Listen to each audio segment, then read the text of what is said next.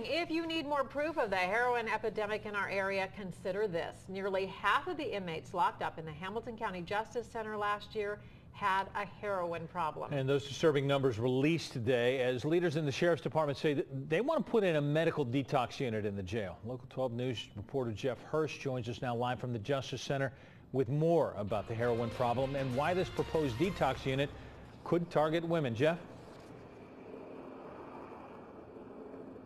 Good afternoon. Of the 20,000 inmates who served time in the Justice Center behind me last year, the Sheriff's Office says 9,800 or so had what they call heroin detox events. So that's not 9,800 individual people because there's a lot of recidivism, but still the fact there is so much recidivism, the Sheriff's Department says that means they really need to do something different. The criminal justice system can be a revolving door for a heroin addict. Serve your time, briefly get clean, get out, use, get locked up again. Everybody's talking about it. We're in a heroin epidemic. And so the Sheriff's Office today asked Hamilton County Commissioners for the money to set up an 18-bed heroin medical detox unit where inmates could spend 5 to 7 days not only kicking the habit with appropriate medication, but also getting counseling for a long-term solution. Of course, right now, every drug-addicted inmate who comes into the Justice Center goes through detox, kind of on his or her own with some supervision as much as they can provide. But in terms of medical, all they can give them is a couple of Tylenol, some vitamins, and words of support.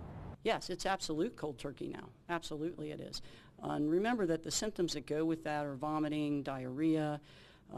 It's a very rough situation for the jail to handle. The proposed unit would cost $500,000 to build inside the existing jail, then $1 million a year to staff and run. At first, the Sheriff's Office says the detox unit should be for female inmates only. Women come into jail and they're typically medically problematic. Typically they have a lot more medical issues than men present to us. And many of those women that come into the jail that are addicted have been living on the street. Many of them have not been taking care of their bodies. No decision today from commissioners. It's a lot of money, but it is getting worse because the heroin epidemic is gripping the population that we serve.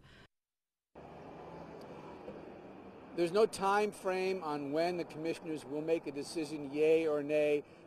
Best guess, if they say yes, and there's no guarantee they will, we're looking at least a year. So it's going to be a while. The Commissioner, Greg Hartman, also says that if they do this, they're going to have to find a way to also include male inmates in the detox unit. Live at the Justice Center, Jeff Hirsch, Local 12 News. Back to you. Jeff, thanks much. Major McGuffey says that there are no detox facilities in other jails in our area. The nearest one is in Louisville.